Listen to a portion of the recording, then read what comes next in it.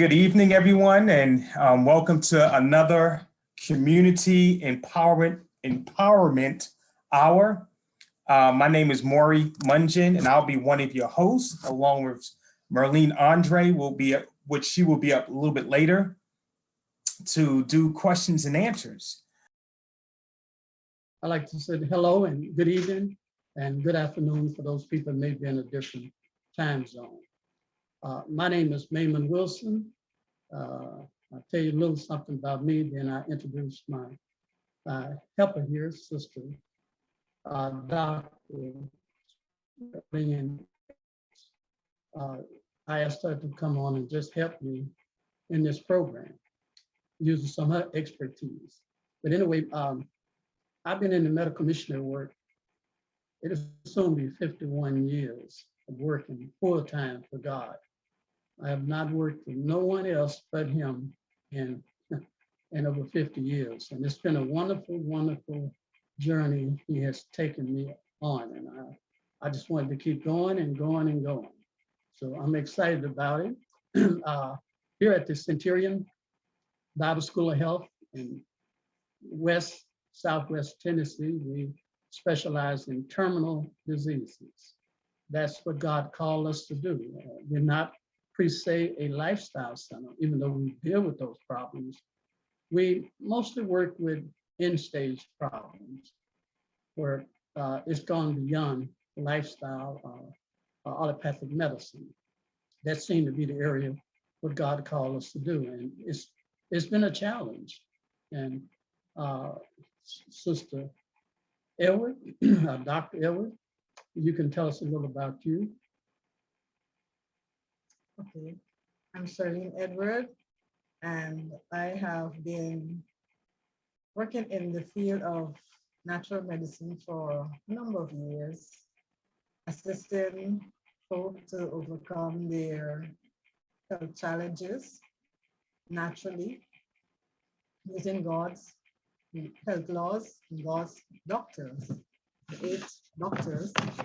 And today, this evening, we'll continue to help you to understand kidney disease and how it can be treated. Now, kidney disease is one of the most difficult problems you can challenge.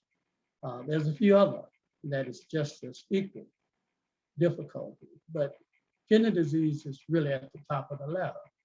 And we got a lot of information to share. I really don't know what our time limit is. So when we get close to the end, you just, feel like a coattail and we'll bring it to an end. Because like I said, I'm not sure, but I'm hoping we can get through most of it because especially what we can do about reversing kidney problems such as dialysis, kidney stones, and so on.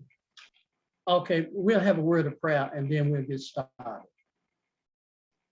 Dear precious Savior, which art in heaven, dear Lord, thank you so much, Lord, for your kindness and your grace. Thank you, Father, for blessing us to be at this place at this moment. Lord, doing the only work that have any value, and that is working, preparing souls for the kingdom. And Lord, just doing your will. We pray, Father, that this program will uplift you at the same token. It will point us in the right direction where we can regain our health. In Christ's name, amen. Like I said, our subject, Sister Edward, is dealing with the kidney problem. We're going to look at a whole general viewpoint on dealing with the kidney.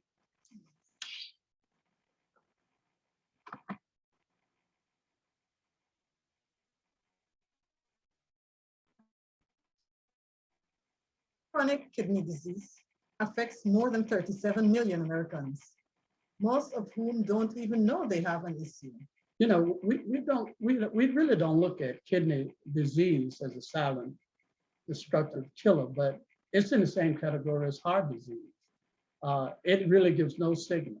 That's true. And many of us that are listening to this program possibly already have some kidney malfunction. Kidney function can be impacted by a host of factors, including certain medications and hydration status. those are probably the two main components. You know, a lot of people are medicated or over-medicated. This can be a challenge for the kidney because the kidney is a filtering system, and any surplus amount of toxin lay a heavy burden on it. But really, the big problem with kidney problem is dehydration. That is the problem. I mean, without properly hydrating your system, I don't care what you do, your kidney eventually is going to have problems. That's true. One of the fastest ways to tell if you have a kidney problem is to take a glomerular test, filtration rate blood test. And in other words, you need, if you suspect any sign of kidney problem, and we're going to see some signs that you may not notice. If you see any of that, it'd be good to go and get a test. Now, let's take a look at what we need to look for when we, do get that test. Here are the most common GFR values for adults between 20 and 60 years of age. Normal, 90 to 140 milliliters. So you look at your medical evaluation, you pray that it's somewhere between 90 to 140 milliliters. If you do that, then you know your kidney is functioning fine. Mild kidney failure, 60 to 90 milliliters. And it may be at this ratio, and you will not know anything at all that's going wrong, but you're doing some things that's putting a little more challenge for your kidneys, and eventually those numbers will drop down. Moderate kidney failure, 30 to 60 milliliters. Okay, so now you know you got problem at this point. Things are beginning to deteriorate, but let's look at the next one. Severe kidney failure, 15 to 30 milliliters. Once a person gets below 15 milliliters on the GFR ratio, then it's not a lot you can do, but we still try.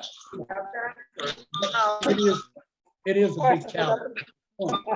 And thousands of facts. And when it dropped down below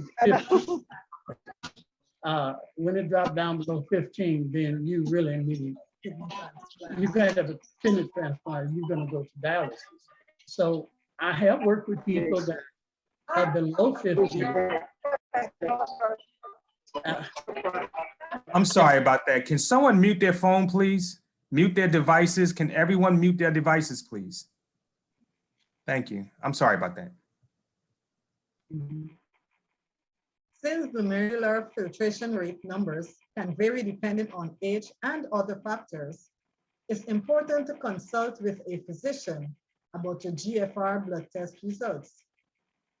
A low GFR rate doesn't necessarily mean there is something wrong with your kidney. So don't panic if that GFR ratio is low. Don't panic. There's another component you have to look for before you can really ascertain that you definitely got kidney problems. And Sister Edward, just tell us about that now. However, low GFR rates paired with high protein levels in urine may indicate a kidney problem. So when you see that surplus amount or high level of protein in your urine, then along with a low GFR, then you know that's definitely a positive sign of kidney problems. But you can have a low GFR, and it don't necessarily have to be kidney problems, but keep your eyes on it because especially that protein being excreted to the kidneys. Can dehydration cause low GFR? That's probably the main component. You want to be honest about it. And it's not only just drinking water, but the type of water you drink. Water comes in many different forms and fashions. So there's all kind of sports type water and flavor type waters and everything else out there now. So you really have to be very careful and do a lot of investigating on the type of water. You don't want a real hard water. You don't want that water with a lot of minerals in it. But at the same token, it should be a soft water and it should be nourishing to the kidneys. Hydration status has a high impact on kidney function and thus can impact GFR scores. So if you're dehydrated, your GFR score could be a little off. You know, it could be down. That simply means by just getting back on a routine or rehydrating yourself can bring it back up. It don't necessarily mean you have kidney problem, but it simply means you're burdening that kidney, you're putting a burden on it. When your body doesn't have enough fluids and electrolytes, it can't remove waste products such as serum. And we need that. We need those that fluids and we need electrolytes. And we're going to see what the electrolytes is about, you know, and what comprise them. But in particular, when you having problems with your GFR being too low, it's going to affect your kidney ratio, especially your creatinine. It's going to really do that. So continue. This leads to a buildup of proteins and other wastes in the kidneys. This can also increase GFR values and put a strain on your kidneys. So if you notice these values going up, especially your creatinine level, then there's a surplus amount of toxins in the system. Typically, most doctors will tell you, urologists will tell you, don't drink water when you're having some kidney problems. But not doing that, you're going to increase the amount of toxicity in the kidney, because the only way it can excrete it out is drinking water. But I do recognize that certain kidney problems, you must regulate your water consumption. But I can tell you what, if you follow their advice totally, you just asking for borrowed time that your kidney's going to totally go out, because without water, it's a dead end street. So then we need to drink water consistently. Yes, but throughout the day. But how should we drink the water? That's the key. You know, I know me, I get in the habit, I like to just gulp down a whole quart of water. What's your advice on the best way to drink? Rehydrate yourself. Take at least 2 mouthfuls at a time and take water throughout the day. So every hour you should be drinking some water and not just gobbling it down, but taking 2 mouthfuls at a time. Yeah.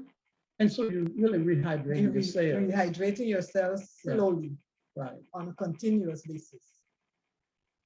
Sodium, calcium, potassium, chloride, phosphate, and magnesium are all electrolytes. Now you receive these different minerals and electrolytes through your food that you and your water you drink. So if your food is low in magnesium and potassium and calcium and sodium, phosphorus, then you know you may be a little deficient in those areas. That is why you eat a balanced meal and a variety of meals. You do not eat the same type of meal every day, every time. You vary your meals and have a lot of colors on your plate. So you have your green, your yellow, your red vegetables and fruits. So once you have a variety, you eat a variety of fruits and vegetables, you're going to have the nutrients that you need. And keep in mind that your food is consisted of water solubles and fat solubles. When you overcook your food, you really deplete a lot of those nutrients, and a lot of those electrolytes thrown out with the broth, you know. So because you just leach them right out of the food. And since you don't drink the pot liquor, then, most of the time you really deprive yourself of good electrolytes. Yes. I don't advise drinking a lot of your juice off your vegetable food, but I'm saying don't overcook your food and gain the habit of eating more raw food. That way you know you're going to get those water solubles and fat solubles. Eat your fruits, eat your raw vegetables, your lettuce, your cucumbers, your tomatoes. Yes, you eat your raw fruits and you'll get your electrolytes and all your minerals. Here are some of the main risk factors of kidney disease. As we mentioned before, chronic dehydration, high blood pressure or hypertension, high cholesterol levels, heart disease, heart failure, diabetes, family history of kidney disease, certain medications, including anti-inflammatory medicines, such as ibuprofen. Okay, so now all of these different conditions, such as high blood pressure, That's come from saturating yourself with too much protein, too much sodium, too much fat. So all of that is going to be putting burden on the kidney. Your cholesterol is going to get blocked up with your high fats and LDL cholesterol, and that's going to definitely interfere with some circulatory problems. Heart disease, the same way with the high blood pressure. Diabetes is saturated with too much simple carbohydrates, too much of that, and that's oversaturating the system. All this is putting burden on the kidney to filter and clean that out. Here is the GFR scale here, and it's a simple scale. That's why I put it there. You can see it's kind of like a clock, but it's a gauge to let you know from the red right there to 15 is kidney failure. Less than 15 is the kidneys are not functioning at all. But we look at the yellow from 15 to 55, you have kidney disease. And then the green from 60 all the way up, to get you all the way up to 100, 120. You know, it's a normal ratio. So you really want to try to keep those kidney ratio, that GFR, as high as possible, because then you know it's filtering out a lot of that toxins out the system. Once again, we see the high level of the GFR is 60 and higher is normal. And we see that 60 and below means your kidney's under stress. And then 15 means that your kidney is failing. What is GFR? GFR stands for glomerular filtration rate. GFR is a measure of how well your kidneys filter blood. And so it's just how your kidneys is trying to help you to clean up a lot of the unused elements and toxins in the system. So a urine albumin result below 30 is normal. And as you see in the diagram is the polycystic kidney disease. A urine albumin result above 30 may mean kidney disease. Okay, that urine albumin is below 30, it's normal, but when it's above 30, that's really a protein. That albumin is really a protein. It's protein. Yeah, it's mainly that the kidneys are not filtering the protein, and it's being excreted through the urine. So when a doctor tells you you got a high level or you got protein in the urine, it's talking about the albumin is not being filtered out. So that's a problem right there. And that's the main thing they look for, to see if that albumin is being released through the urine. And you're really gonna have some serious problems if you don't get that back in perspective. What is urine albumin? Albumin is a protein found in the blood. A healthy kidney does not let albumin pass into the urine. A damaged kidney lets some albumin pass into the urine. The less albumin in your urine, the better. This is protein in the urine.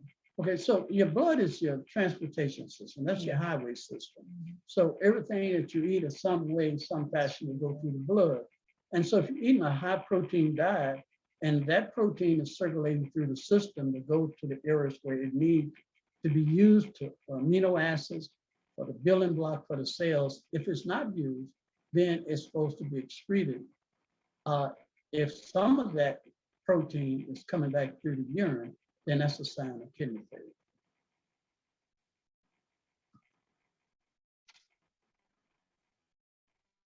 Okay. So we can see from this little chart that if your breath have kind of an ammonia type smell, that's a sign too that there could be some kidney related problems. A loss of appetite, foaming in the urine, difficulty urinating. All of those could be early things that can warn us. That's right. What your kidneys do? You have two kidneys. The main job is to filter water, waste, and extra water out of your blood to make urine. Now you can function with one kidney, but for a lifetime. But God has given us two because He knows how valuable those kidneys are to us. To check your kidneys, there are two tests.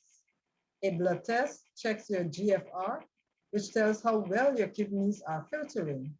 And a urine test checks for albumin in your urine, a sign of kidney damage. Why your kidneys are being checked?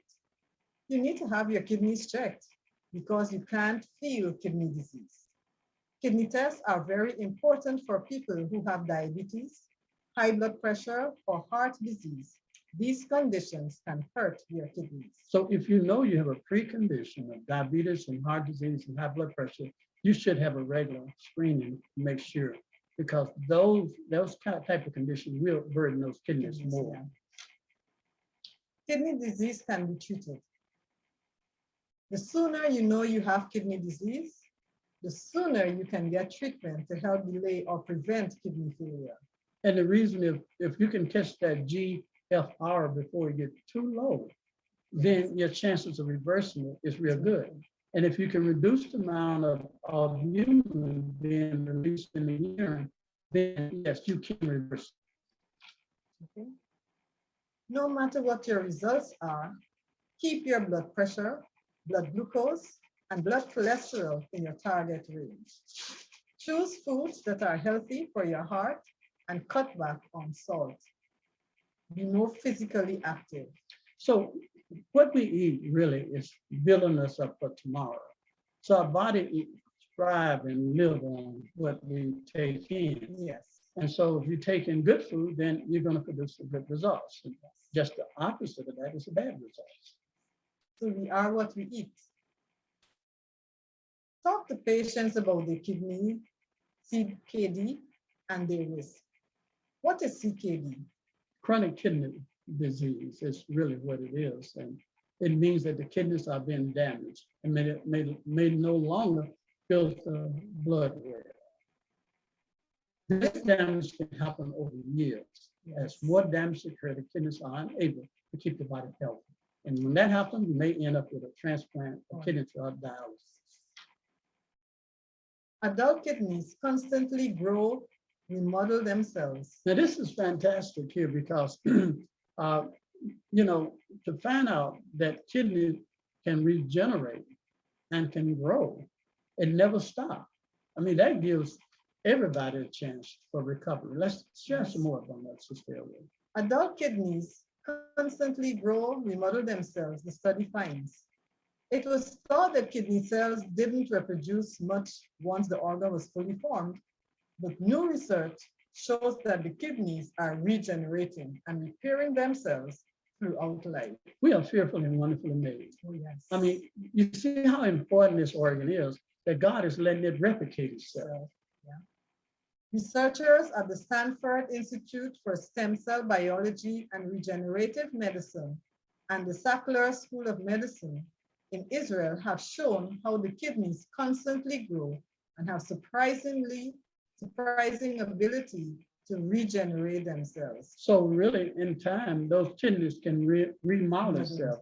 And through cellular metastasis, you get a brand new kidney. Yes. And so you don't have that same kidney you began life with. That kidney has always been what?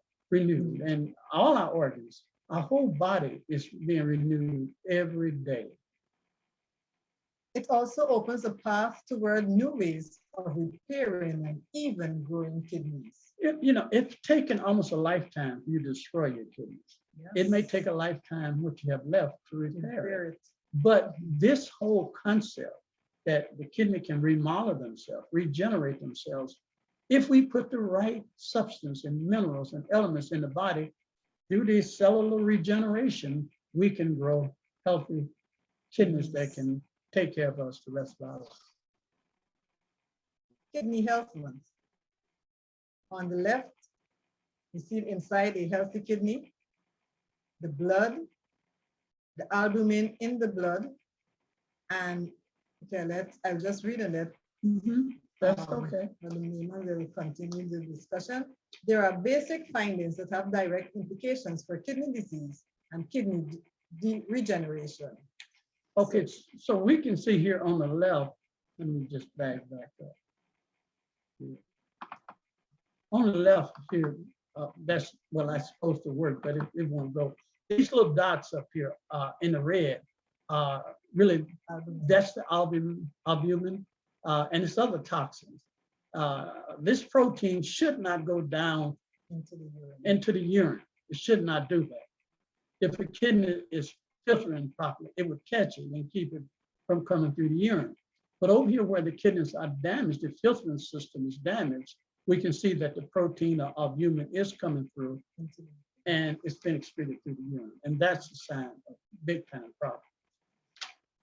This research tells us that the kidney is in no way a static organ, said Benjamin Dickel, MD, PhD, head of the Stem Cell Research Institute at the Sheba Medical Center in Israel. The kidney incredibly rejuvenates itself and continues to generate specialized kidney cells all the time. And that's good news. And that's our dear Savior created it to do that. What are the types of CKD? Most people with CKD have no symptoms until their kidneys are about to fail. So you won't have any symptoms at all with chronic kidney disease until the kidneys have just about quit, you know, and then you get the sad news that you need to go on dialysis. Are there medications for CKD? It is the allopathic medicine and their natural approaches. So don't get frustrated if you find yourself in this vicious cycle. You have to depend on allopathic medicine.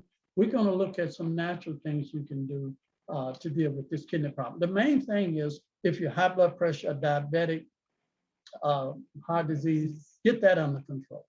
That will help alleviate some of the burden off of the kidneys. Here we'll see a formula if you don't want to use allopathic high blood pressure medicine. It's going to take more. I mean, you can take one little pill of allopathic and okay, but keep in mind there's other side effects to that.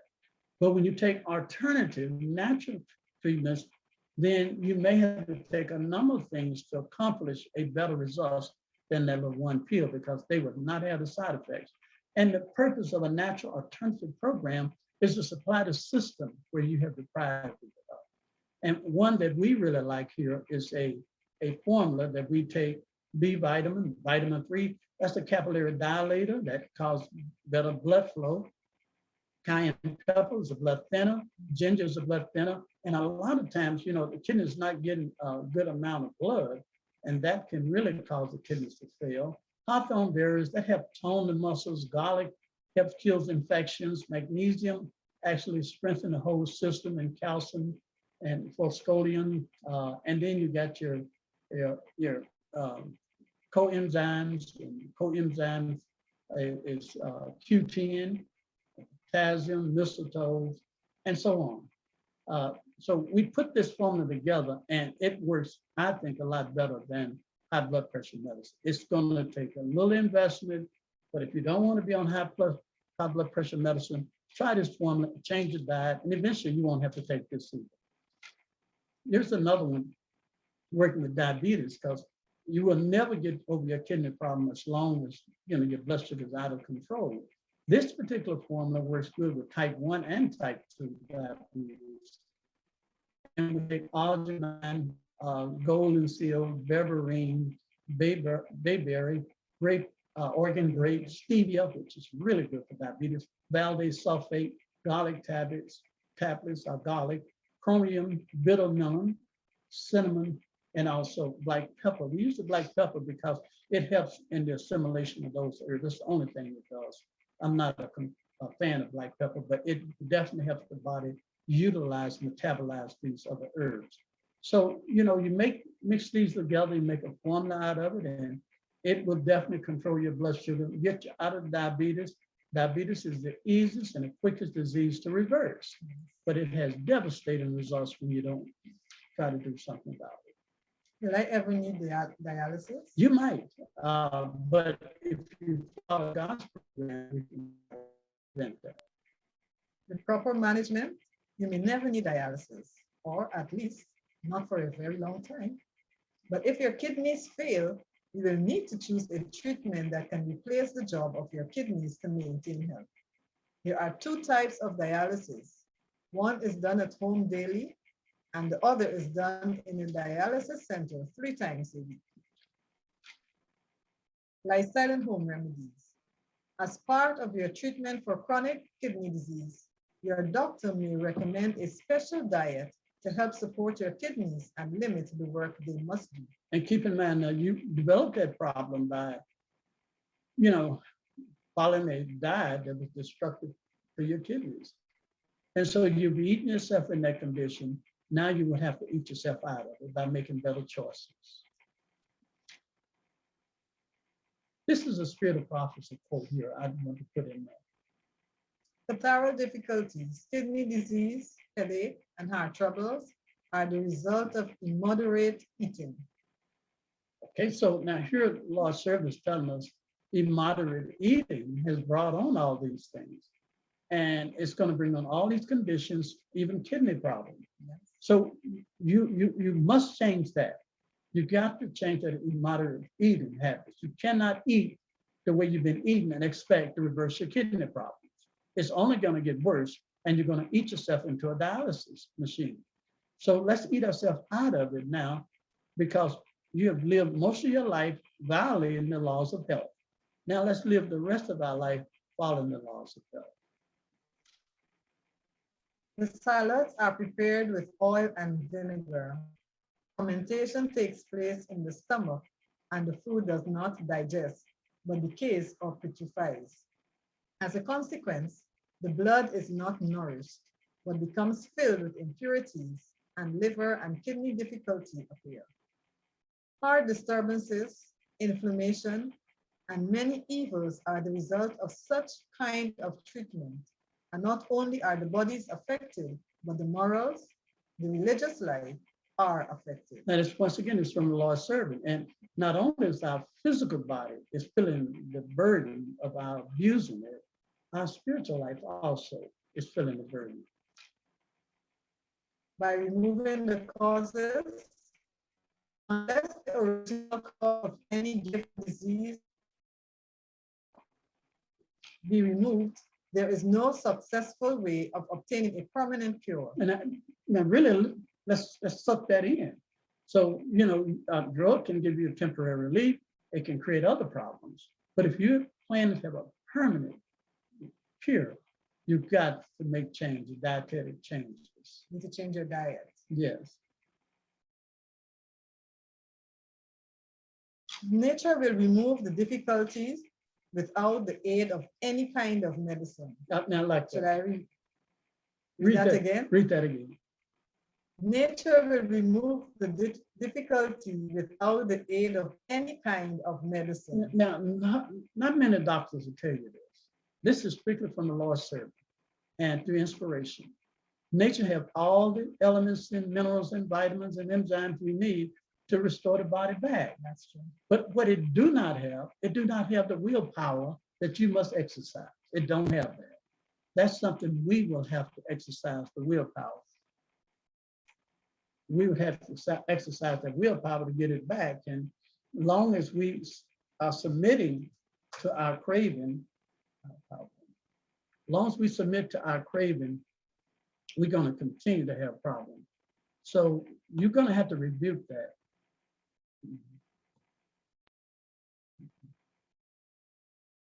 Okay, just give us a minute. Okay. So nature will remove the difficulty without the aid of any kind of medicine.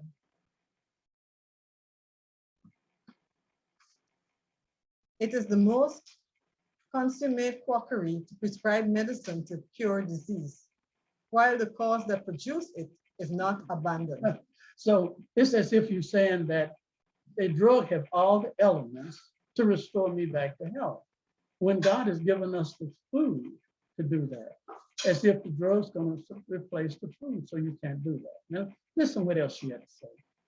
If a liver complaint or kidney complaint or any other glandular derangement should occur, which has been produced by tobacco, coffee, tea, or any other narcotic or stimulant, it is an outrage on all common sense and as well as science to prescribe remedies.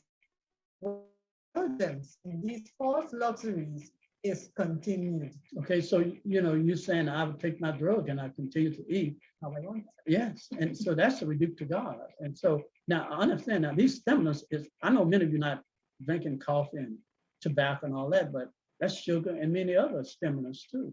So chocolate, That alcohol. yeah. So Your mic just- is muted. Your video is stopped.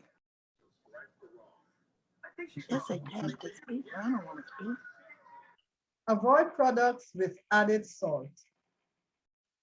Lower the amount of sodium you eat each day by avoiding products with added salt, including many convenience foods, such as frozen dinners, canned soups, and fast foods. So all these snacks, quick processed foods have added, sugar and salt in it. You got to get that up if you Yes. really want to reverse this problem. Let's look at, in particular, dealing with minority people as it pertains to high blood pressure, which have a high ratio of high blood pressure, cardiovascular problem, and kidney problem. A series of classic studies conducted by Ernst Hamburg in Detroit in the 1970s was the first to really probe this question.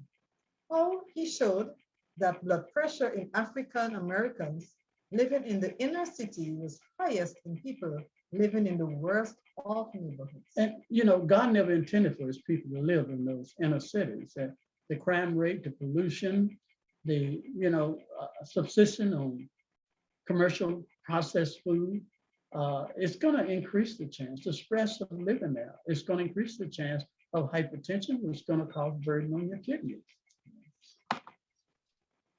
Having a particular gene may make African Americans much more sensitive to salt. See, what happened is that we have inherited genes from our ancestors. As minority people, they brought us over from Africa and on these ships that had no ventilation, and we suffered severe dehydration. And we lost a lot of salt in our body, and we became salt sensitive. Now, for you to better understand that, the Native American Indians are alcohol sensitive. I mean, they can't drink a lot of alcohol like a lot of Europeans can. They're just not accustomed to it. And so they became alcohol sensitive.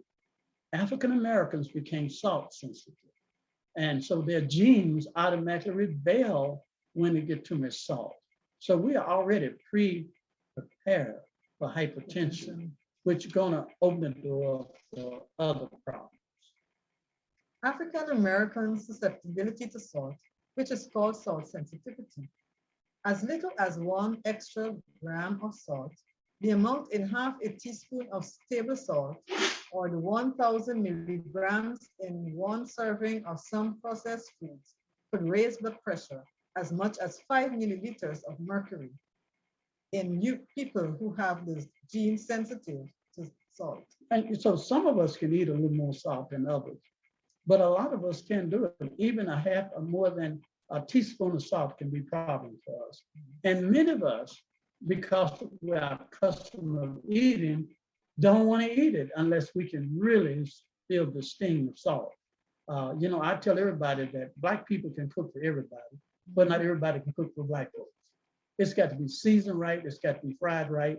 As you see here, these potatoes and fish and chips, it's delicious for us because the salt, the grease, all of that is a bomb for our vascular system. Once again, all these fried foods, just consuming regular breakfast cereals, it's got 200 milligrams of sodium, pre-serving. So that's a lot. I mean, that's less than 1/4 of a teaspoon. So, and we look at it, canned beans. If you've been used to eating a lot of canned beans and canned food, it has 1,300 milligrams of sodium in it. And that's a lot, once again, and that's not all your meal. And you got your frozen dinners, which can be up to 1,800 milligrams of sodium. And especially if you get a deli sandwich, and that's 1 slice of deli meat, looking at 700 milligrams of, and everybody said tomato juice, very high in sodium. just 8-ounce serving has 700 milligrams.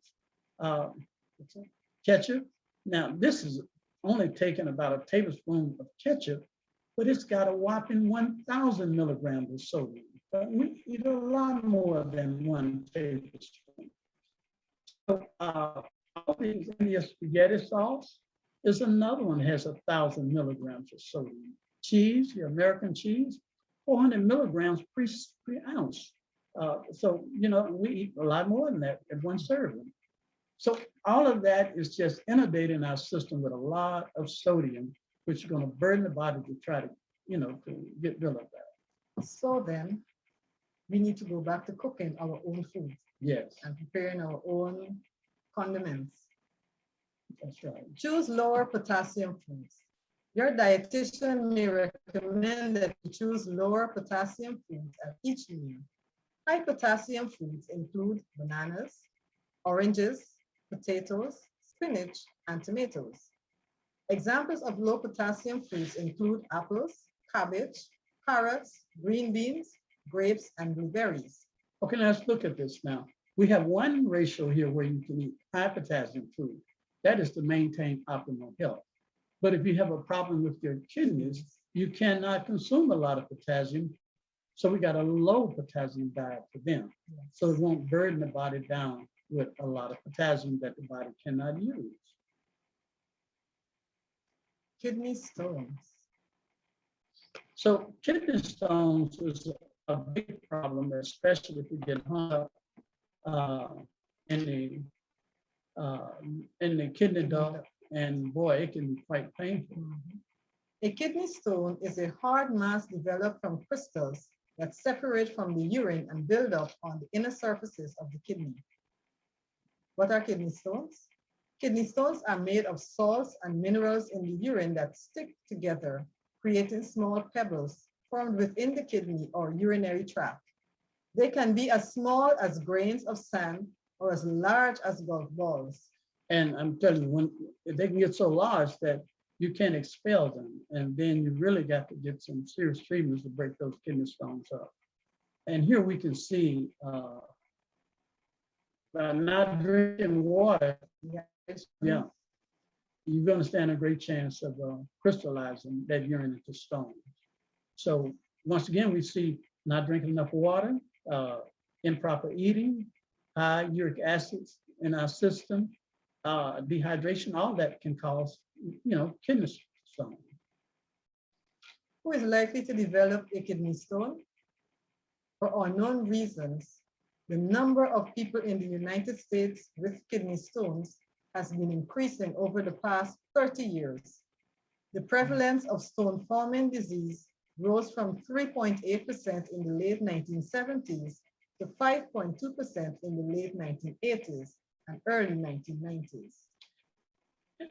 And the problem is that, you know, we are following the sad diet here in America. White Americans are more prone to develop kidney stones than African Americans, and they occur more frequently in men.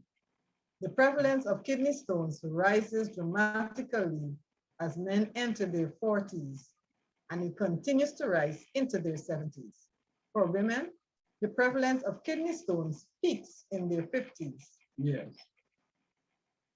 Kidney stones are often cause no pain while they are in the kidneys, but they can cause sudden severe pain as they travel from the kidneys to the bladder. Symptoms and signs include excruciating cramping pain in the lower back and or side, groin, or abdomen, as well as blood in the urine. All of this can cause infections, which can cause kidney failure, bladder also, and whole urinary infections. Let's look at some of the things, you know, when you get infection, you're going to get a fever. Let's look at some things, what you can do naturally instead of taking antibiotics. Are there some natural things we can do to help bring down a fever? Papaya juice. Papaya may not be the best fruit for you. We all love papayas. Many love to have it empty stomach, add it to their salad, or have detox papaya juice. It has medical properties and acts as an antibacterial, antifungal, and fungal. Mhm. Its leaves are also commonly used to fight dengue fever. So if it can fight dengue fever, then it should be able to handle some of the fevers that we get. 'Cause that's a Yes. very serious fever. Here's another herb here that Feverfew. Flowers and leaves showed significant analgesic, anti-inflammatory, which confirmed the folk use of feverfew herb for treatment of migraine headache, fever, common cold, and arthritis. And these effects are attributed to leaves. Okay, so God said the leaves are for the healing of the nation. Nation. What is the treatment for kidney stones? Most kidney stones eventually pass through the urinary tract on their own within 48 hours with an ample fluid intake. Pain medications can be prescribed for symptom relief. Okay, and it is, they're natural and allopathic leaves. This is just the size of the kidney stones here, and they can vary from sizes. Depending on the size, we determine if it gets stuck or hung up, it can cause you a lot of distress. So to help prevent kidney stones, do what? Drink enough lemon water to keep your urine clear. We should drink enough water to keep our urine clear throughout the day. We were told we should drink at least half our body weight in ounces in water for the day. However, if you are on medication, you need to drink much more water in order to have your urine clear. So, and we know a little lemon juice helps alkalize it, so that helps a lot. What about food choices? Oh, yes. We have to choose our food wisely. Because some foods can actually increase the production of stones, and some can actually decrease it. How do you dissolve kidney stones in 24 hours? Staying hydrated is key. And we will repeat that throughout the evening. Hydrate, hydrate, hydrate. Yes. Drinking plenty of fluids, water, is a vital part of passing kidney stones and preventing new stones from forming. Water, when passing a stone, upping your water intake can help speed up the process. Lemon juice, as we mentioned a little while ago. Basil juice. Beet juice is very good also. Apple cider vinegar. Yeah, just a little. That is just to change that pH. I wouldn't do that on a regular basis, but it is good to have changed that pH and help reduce the inflammation. And that is only for medical. Yeah. Celery juice, pomegranate juice, kidney pod bean leaf tea, Mhm. and baking soda water. And this is aluminum-free baking soda water. And you're going to see a little bit more about that. We're going to show you how you can prevent dialysis by using some of that. What are risk factors you can control? If you think that your diet may be a problem, schedule an appointment with a medical missionary dietitian and review your food choices. Okay, talk to someone that's knowledgeable about food and let them lay out your program. And if in a way we can assist you, we have dietitians and nutritionists that can help you if you have a problem with, putting that together. Getting the recommended amounts of a type of calcium combined with a low sodium, low protein diet may decrease your risk of kidney stones. We know that stones in particular are made from calcium, but it's the type of calcium.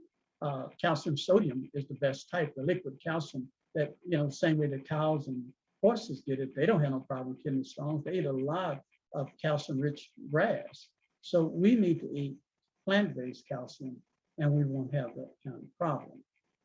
If you do have problem with potassium, and it's the worst one, with your kidneys, then you need to go on a low potassium diet. And that's crucial, knowing how to reduce the amount and limit the amount of potassium in your diet. If you continue to eat high potassium, you're going to overburden your kidneys and you're going to have major problems. We're going to look at how you can reduce potassium in your diet. Normally, the level of potassium in your body is balanced by eating foods that contain potassium and getting rid of excess potassium in the urine. However, some people with chronic kidney disease cannot get rid of enough potassium in their urine because the kidneys do not work well.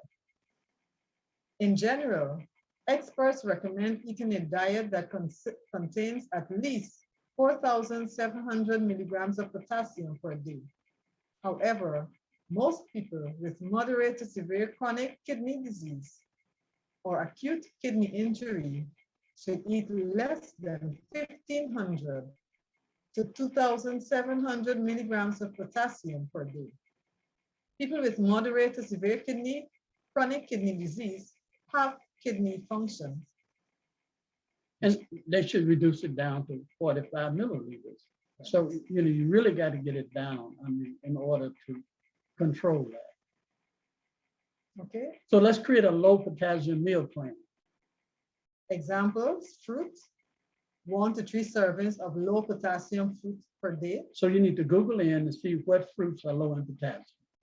Okay, so that's some homework for you. Yeah. Vegetables, 2 to 3 servings of low potassium vegetables per day. Once again, Google that up, low potassium vegetables. Write that down because you're gonna have to eat like that. Dairy and calcium-rich foods, 1 to 2 servings of low potassium choices per week. And I would eliminate the dairy, but calcium-rich foods can be found in vegetables. Yes. And meat and meat alternatives, 2 to 3 servings of low potassium choices per week. Yeah, now you really got to watch that because, keep that protein down to about 15%, and you'll be all right. If you eat too much, then it's going to cause more burden on the kidney. Same with your grain. You can eat it, but make sure the grain is low potassium. How do I cut down on potassium? Almost all foods contain some potassium, Especially the healthy food. so the key is to choose foods with a low potassium level when possible. Measure and be aware of the serving size when calculating the amount of potassium in the food. A large serving of a low potassium food may have more potassium than a small serving of a food with a high level of potassium. Drain canned vegetables, fruits, and meats before serving. So, because most of that potassium will be in the broth there. Yes, and you can even rinse it under some water. Mhm. Foods with high levels of potassium. The foods in the table have greater than 250 milligrams of potassium per serving and should be avoided or eaten in very small cooked portions. A process of leaching can reduce the amount of potassium in some vegetables. So really you can soak your vegetables or your food in water for at least 2 hours, and that will pull out some of the potassium. But you still have to eat that in moderation. You can wash them and cut them up in small pieces, thin pieces, let them soak in some waters with potato chip, carrots, and beets, and so on. So, and rinse them real well in warm water to pull out some of that potassium. We're going to speed up and go on a low protein diet. You want to stay away from your meat, your eggs, and your cheese because that protein really going to cause you problems. And keep in mind, there are traces amount of protein in fruits, and fats, and sugar, but it's small amounts. And we're going to just speed up here because I want to get to an area before we stop here. And I think we talked about this. We talked about the GFR, Yes. how it should drop. But let's go through this right here. Yes. It's going to show you how you can bring down that. Mhm. Research is still going on, but what we have seen so far is that if your GFR has dropped below 20, 1/8 teaspoon of sodium bicarbonate taken in water 2 or 3 times per day may help you with nutritional status and may slow the progression of CKD at stages 2 to 4. And you can talk with your healthcare provider. This is a major move right here. I've stopped a lot of people from going to dialysis by simply using aluminum-free baking soda. One of them was my aunt.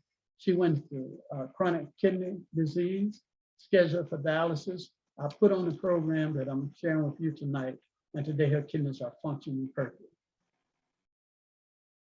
The doses used in the research were 600 to 650 milligrams, given 2 or 3 times per day, which is equal to 1/8 teaspoon of sodium bicarbonate in water or 1 capsule of sodium bicarbonate. This is a very small amount, and but it's aluminum free. Yes. Can certain herbal medications treat chronic kidney disease? Is alternative medicine the cure for chronic kidney disease? Yes, it can. And one of the ones that is just fantastic is nettle leaf tea. I mean, well, nettle seed. I like nettle seed, but you can use nettle leaf, but the seeds are more powerful. I was saying if you got moderate kidney disease, you can use the nettle leaves. But if you're into kidney failure, you're gonna have to have nettle seeds. And that's real important. If you take the nettle seed or the nettle leaves, along with the baking soda, bicarbonate, Bicarbonate acid. if you do that, you can reverse your condition if you change your diet and taking a little more fluids. Okay, let's share a little of this with you. Nettle leaf is a powerful kidney tonic. Nettle leaf has significant effects on lower creatinine. So if you want to get that creatinine level down, which is major, you've got to go on that nettle leaf and that sodium bicarbonate. You've got to get on that. And then with your potassium, you control that with your diet. Okay, so we don't have to go over this. We've shared with that right there. Now this one here is a good one here because this works as a strong diuretic. Right, kidney bean hot tea. Mix 2 ounces of this tea in 10 ounces of water. Make a tea. Drink 5 ounces 2 times Now, daily. you can get the kidney bean pod tea. I mean, it is really good and it's a very powerful diuretic.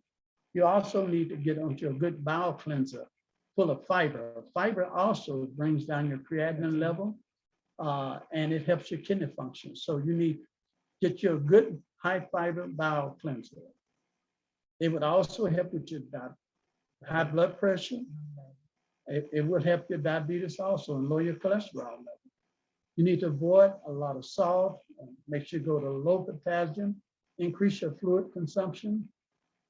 Now, this is Ann here. We'll probably be through in about 5 minutes. Let's just go through this here little section here to show them how to avoid going on a dialysis. Dialysis or transplant can be postponed by taking daily tyrosine. Take 500 milligrams of tyrosine 3 times daily. 2, valine. Take 2 smooth functionings of the nervous system. Okay, that's good. So if you would do this, along with the rest of these things, you can head off a dialysis. Okay. Take 500 milligrams L-carnitine. Stop kidney disease and stop claudication. Take 1,000 milligrams 3 times daily. Amino acid complex 3 times daily as recommended. Number 5, germanium. Take 200 milligrams 2 times daily. And drink 5 ounces of unsweetened cranberry juice 2 times daily. Drink garlic tea. Blend 4 cloves of garlic in 12 ounces of water. Strain and drink 2 ounces. And this is just a diuretic, and you can use the kidney bean pod tea, you can use urine, you can use gravel root, you can use parsley, marshmallow root, cleaver root, help dissolve kidney stones, and corn silk is a powerful diuretic. Another good thing is take a steam bath because sweating takes the burden off the kidneys and it helps remove the toxins so the kidney won't be overworked. Charcoal flaxseed poultice over the kidney help draw toxins out. Take some vitamin C and beta carotene. All of those were really good.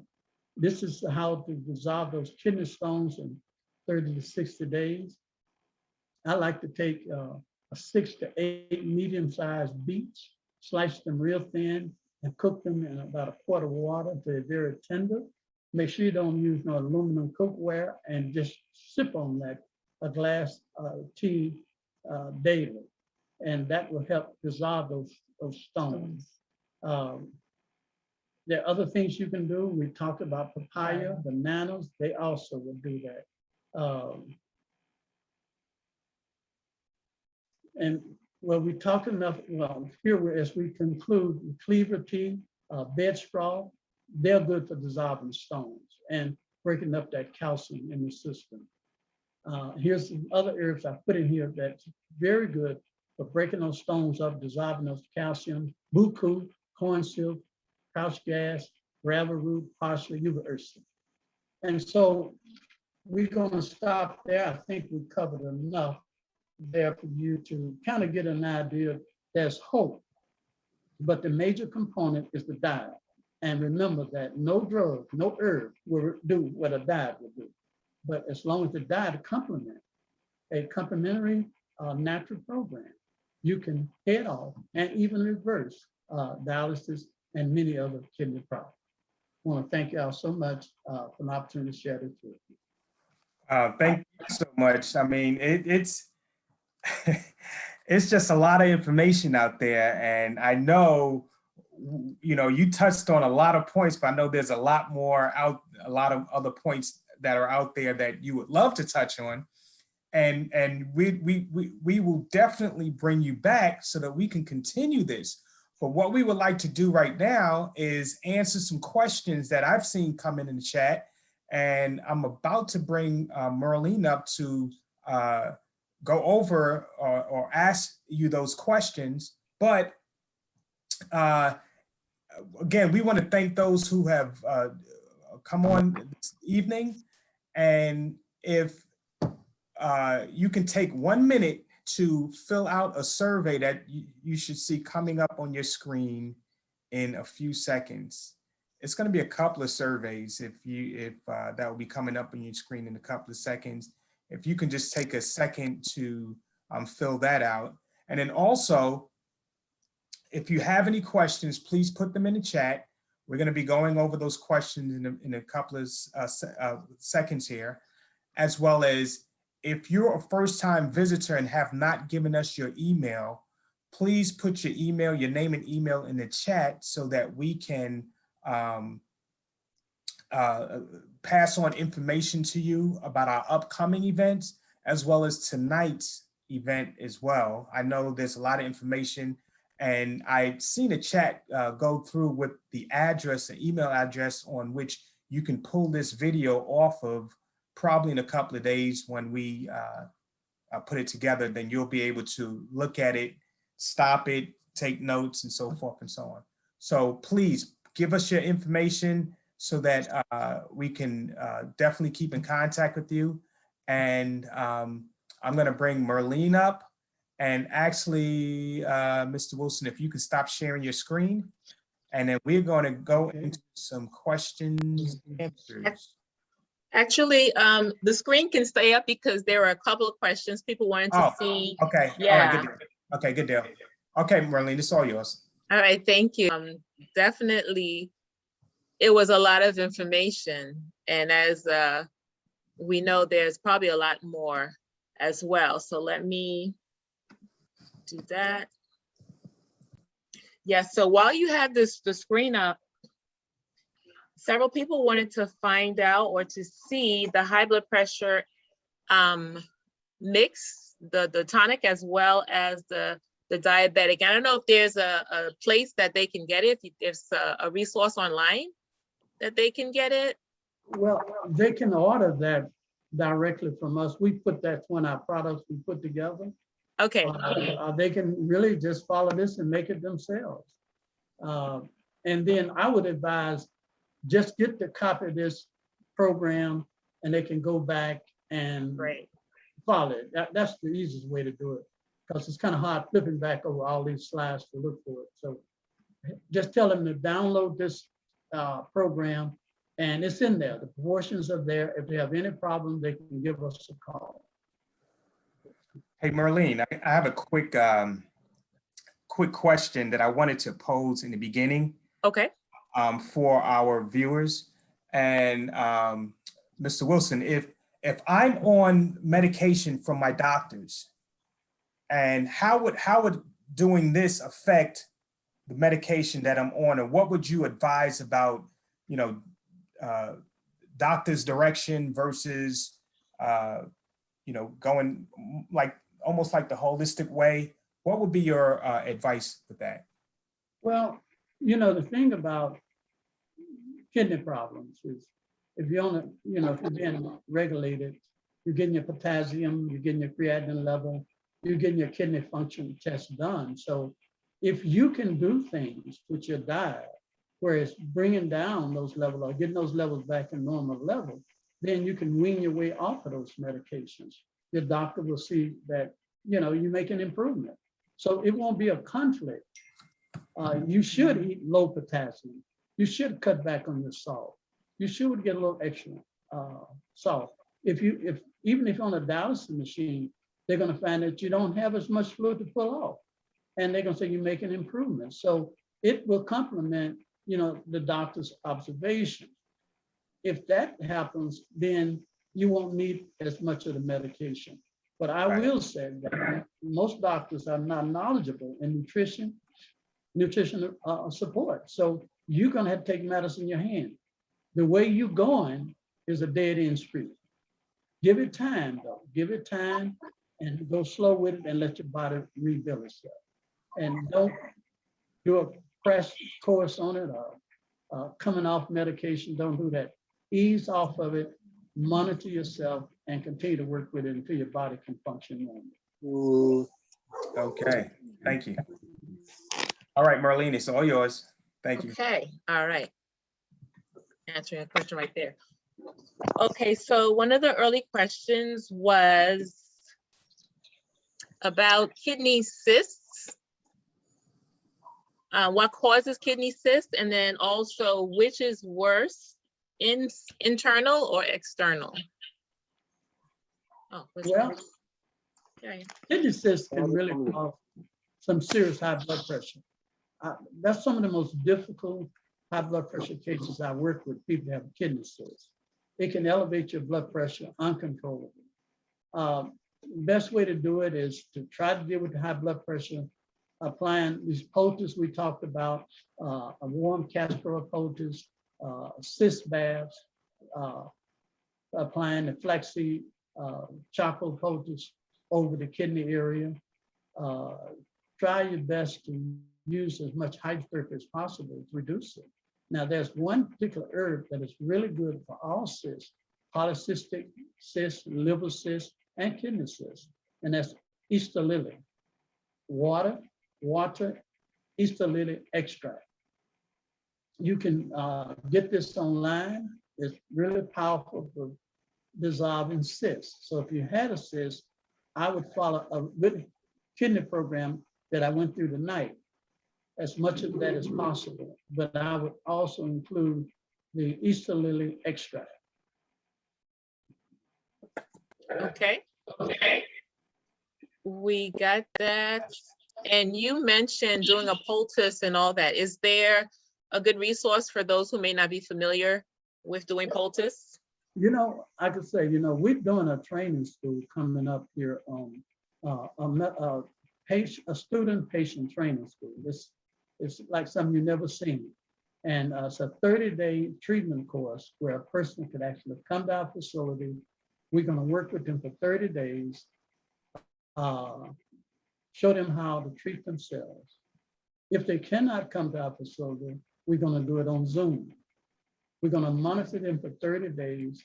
We have nutritionists going to prepare their meals on Zoom, show them how to prepare it. We have therapists going to show them how to do the treatments. We have therapists going to show them how to do the herbs. We're going to watch them doing it, make sure they're doing it right, make sure they're doing the poultice right.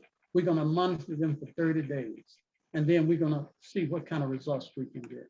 We know we can get good results when they come to our facility, but not everyone can come here. So we're going to try to duplicate what we do at our facility on Zoom in the privacy of a person's home. And we can get information on that from your website? You can. It's been posted, yeah. You said it's been posted on the website? And plus, I think it's on Facebook or YouTube. I think we have it posted there. Okay. Yeah, I think I may have some feedback here. Just look on the Centurion Ministry and it's been posted. You said Centurion Ministry? Is it? Centurion Bible School of Health. Okay, I think I had gotten it and there it is. Okay, so other questions. You did give us a definition. You explained about the GFR, but what is the eGFR? eGFR, I don't know. I'm not familiar with that. Okay. The question came from someone who also asked about white blood cells in the urine. How does that occur? What's the cause of that? Well, I mean, when the filtering system breaks down, that can happen. I mean, you can pick up protein and white cells, all can be in the urine. That's when the filtering system of the kidney is broken down. The GFR is not filtering out. It should keep the protein and should keep white cells and should keep red blood cells out of it. When that happens, it's going to happen. If you get red blood cells in your urine, and what you do, you can also get white blood cells in your urine. It's a breakdown in the filtering system. Okay, thank you for that. Let me see. So there was a question about how do you reverse diabetes? Well, basically there are different types of diabetes, type 1 and type 2. Well, type 1 is kind of a genetic problem where, you're born with that genetic defect. You can reverse that in some cases. It's difficult to deal with. And I did present a formula that we worked with type 1 and type 2. The main ingredients for type 1 is fig leaves. Fig leaves have special enzymes in them that can stimulate the beta cells to begin to work to produce insulin. But the only thing with type 1 is you must be able to make a small amount of insulin. If you have type 1 where you can make no insulin, then it's probably not much you can do. But you have to check to see if your insulin requirement varies. Some days you check it, it's up, some days it's down, some days it's moderate. That's showing that it's trying to work. Then I try not to overburden it, and we work our way on a program where we can eventually get those beta cells to begin to work again. That formula that we shared on here is the one we use. Now with type 2, that's basically following the same program, but diet is the major component, and to regulate, your fats and your simple sugars and starches, and with exercise and with natural insulin herbs, we can reverse it. It's the easiest, other than COVID and diabetes, is the two easiest disease I ever seen to reverse. They are the two that scare us the most, but they are the easiest. People are afraid to death of COVID. COVID is extremely easy to deal with. Same as diabetes, especially type 2. All right, thanks for that.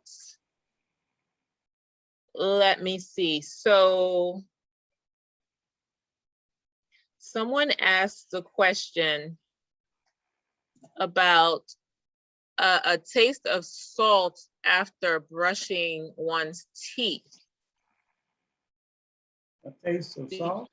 Yes, let me see if I could. A taste of salt after brushing one's teeth? Right, would you know what would cause that? I don't. I mean, I'll be honest with you.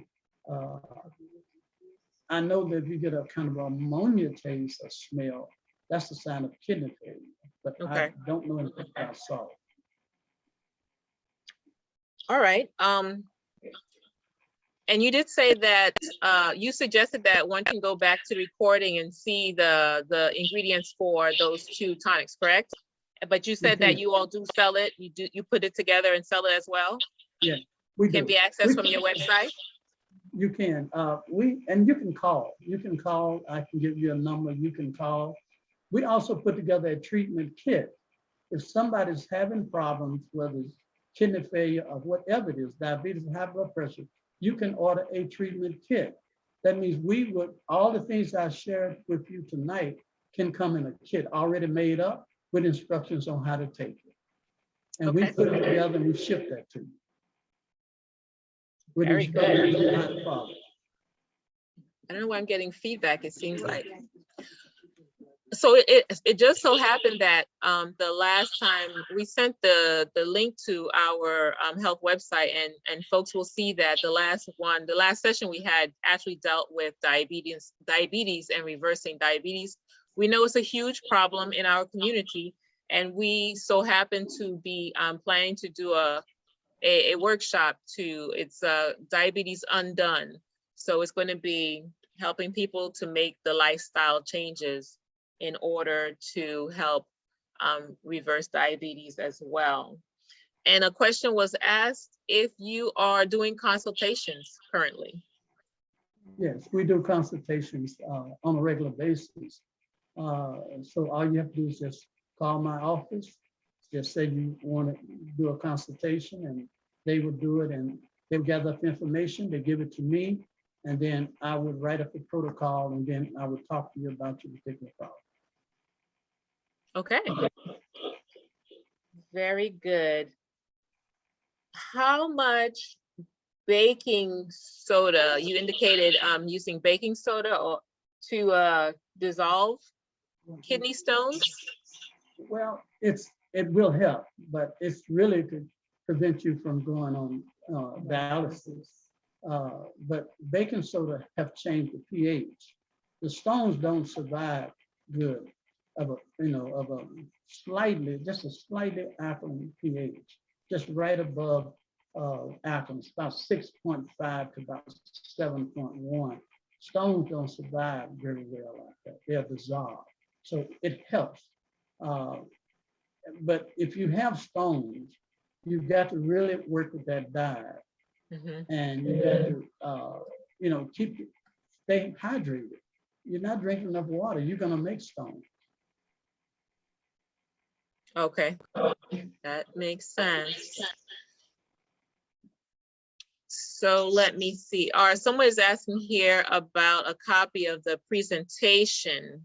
It doesn't indicate recording, it's presentation. Would that be available for our audience here?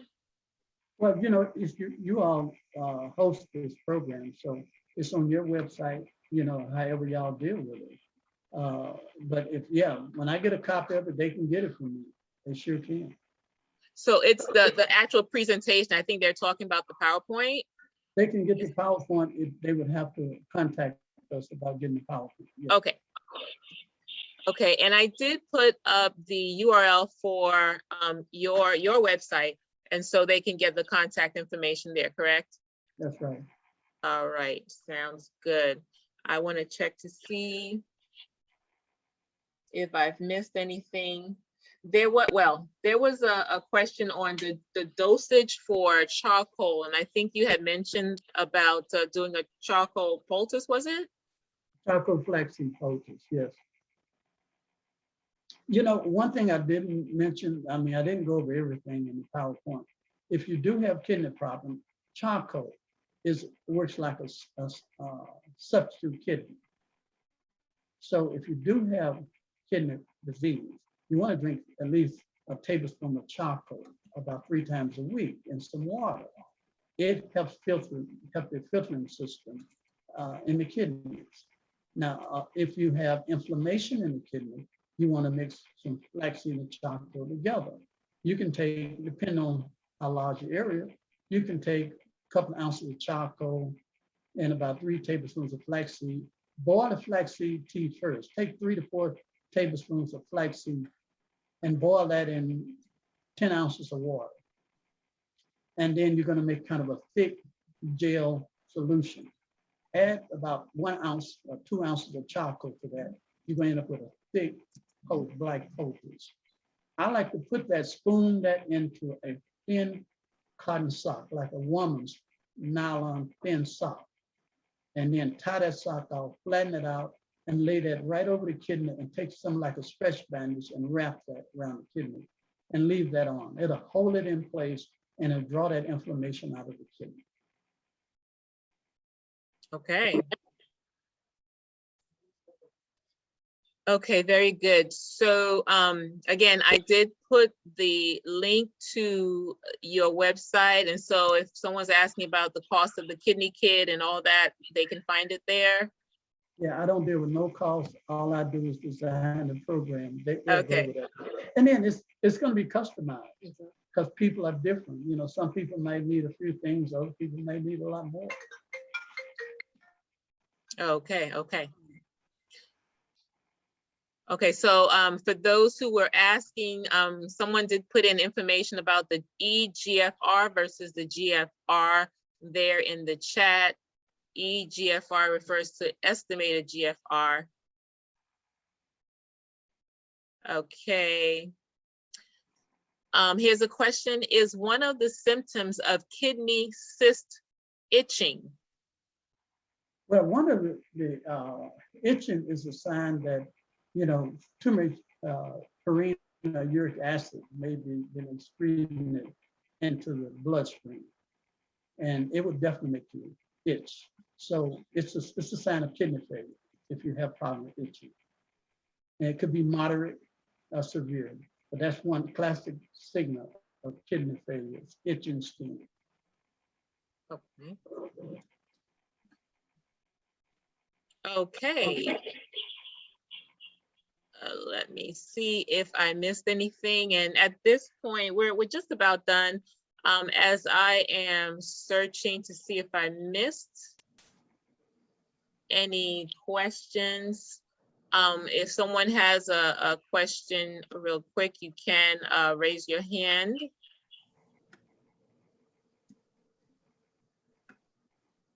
And okay. Someone did ask the question, itching what? So in reference to the past question about if that's one of the symptoms. That's the one of the symptoms of some kidney malfunction. I'm not saying it's the only, but one particular thing to look out for is persistent itchy skin. Just itching, your skin is just itching? Is that? It could be on your back, your arm, your side. It doesn't matter. But if there's a persistent itch and it just seems to don't want to go away, I would definitely get checked because that is one of the signs of some kidney malfunction. Okay. So your skin is the next, well, your skin is your largest eliminatory organ. Your kidneys transport the waste to your skin and your bowels. Mm-hmm. So a lot of toxic waste that cannot go out through the bowels may end up through the skin, and that can irritate the mucous membrane of the skin and make it itchy. So sweating can do it too. When you sweat, you're expelling a lot of waste out of the skin. If that sweat dry up on your skin, it can cause itching. That makes sense. Okay, lots of good information and good resources. Thank you so much for presenting for us. And from the comments I've seen, people are very happy with the presentation. So thank you again.